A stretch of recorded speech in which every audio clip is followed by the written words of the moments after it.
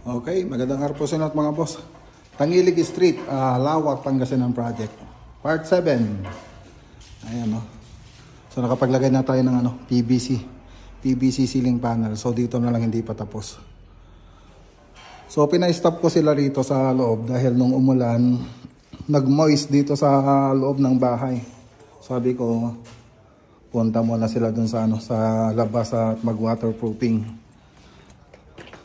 So ang dami kasing moist, ayun, manlalaking truck crack.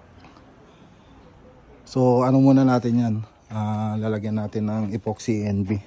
Siyempre lilinisin muna natin tong wall.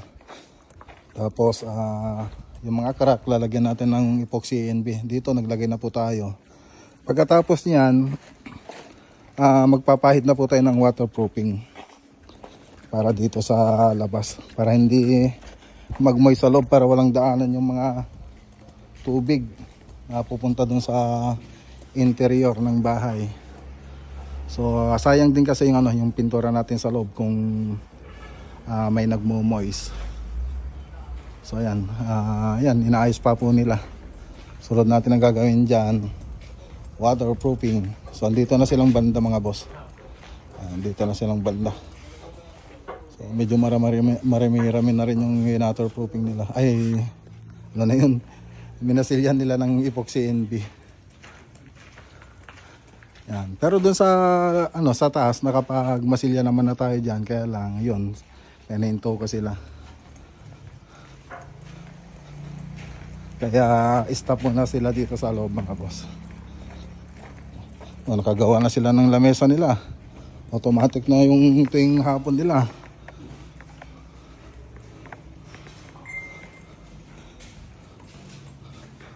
Dito ang daming dito dati. Nagmo-moist dito sa taas. Punta tayo sa taas. Dito may nag-moist din dito. Dito.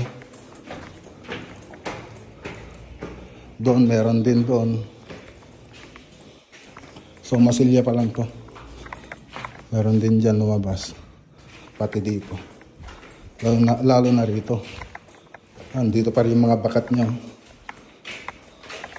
Maraming crack kasi rito sa labas.